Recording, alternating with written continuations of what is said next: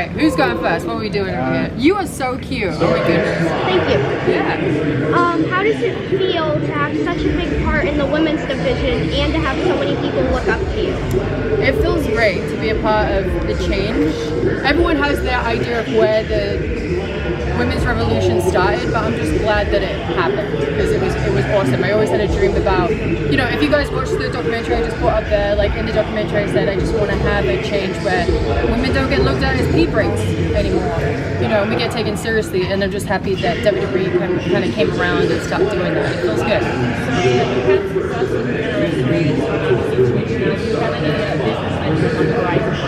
Yeah, we got booked, right, Paige? He's my manager over there. Yeah, we're writing a book right now. He's trying not to let me tell everything right now, but I can say about the book. So, yeah, the book is happening. Saraya, I'm not asking you if you're going to wrestle again, but how do you feel when people like Britt Baker are saying they would love to have a match with you? She recently said she was in sports to get a wrestle. I would love it. I would love to face her. There's a few people that I would like to be in the ring with. Again, if I was to ever come back, I would love to face Sasha, just because I feel like we have a built-in storyline, and she's just a fantastic wrestler, you know. I would love to face Britt Baker. I think she's incredible. But yeah, I have to be careful, and I still have like that kind of mind block right now, but eventually, for the right time and the right person, I'll definitely have a match with them, for sure. You talk. Thank you, Kenny. You talked on stage and in other interviews about your desire to get back in the ring. Has this year and the past couple months made that decision any easier? Can you talk about maybe some of the stuff you've learned about your health since leaving, So I'm a psychopath with health now, especially like my boyfriend is also a psychopath with health too. Like, so he just makes it easier to stay on a healthy path.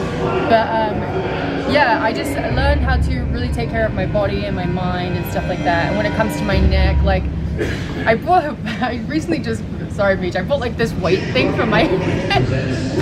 He's like, please be careful.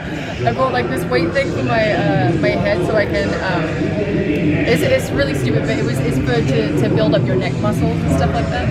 And so like I'm trying to build it up just to see how it works.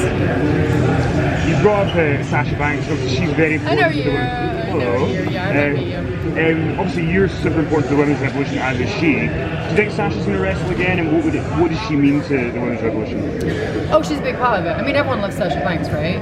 So the Four Horsemen in general is such a pinnacle part of the women's revolution. So I think she'll be back. I think now with Hunter in charge and kind of like taking the reins and everything, and I think just SummerSlam in general has just shown how much WWE has changed overnight, you know?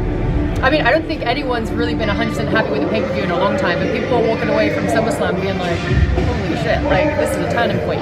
So I feel like eventually, you know, Sasha and Naomi, hopefully, in my opinion, will come back. And was it cool for you to see all the sort of returns and debuts last night? Yeah, I was happy for Coda. I was like, there she is, because like I sent her this gif of Paul Rudd, you know, when he's on Hot Ones. I was like, look at us, who'd have fought her? Because we both were out of the company. You know? I was like, who'd have fought? And so like just to see her return is just such a big deal. I was happy for her. Of course I'm happy for Bailey and Io, but I just have like this thing for Coda. I was like, man, it's so cool to see. I got chills. It was awesome. Women's wrestler in the 80s, 90s, and 2000s. You wish you could add anything? Bull Nakano. I love, well, that's where I got my submission from. But Bull Nakano, Alundra Blaze for sure. Yeah, she's awesome. You like Alundra? Yeah, 94, SummerSlam. Yeah, that's one of my favorite matches. I was there, it was great. You were there? Yeah. You lucky son of a bitch, I was too. Yeah, but yeah, like, that was a good match. That was one of my favorite SummerSlam matches. One of my favorite WrestleMania matches is not women, but it was Ric Flair versus Shawn Michaels in his retirement match. Hell of a storyteller. Hell of a story. Let's do a couple more, guys.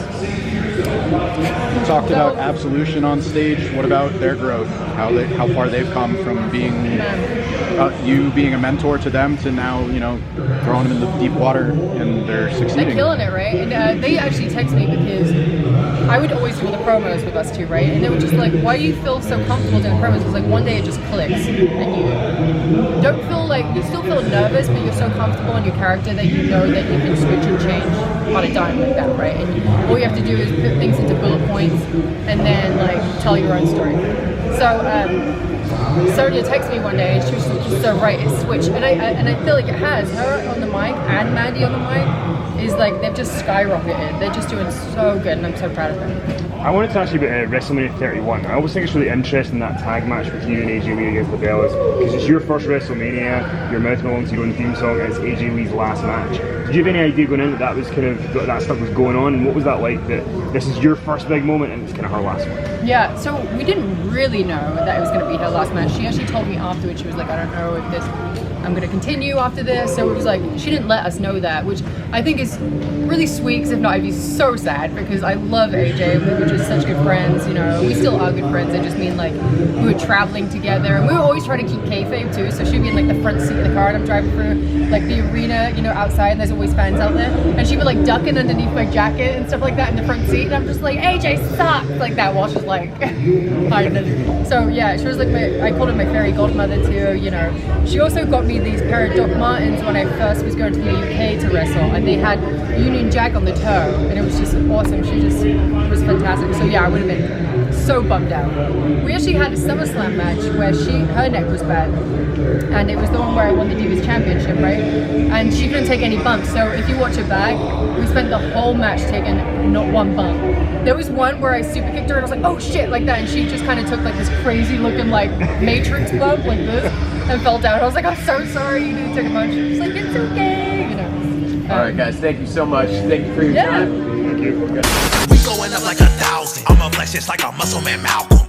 We going up like 1,000. I'm a flex just like a muscle man Malcolm. When it just like 1, 2, 3. If you like the channel, this will squeeze. If you like the channel, this will squeeze. If you like the channel, this will squeeze.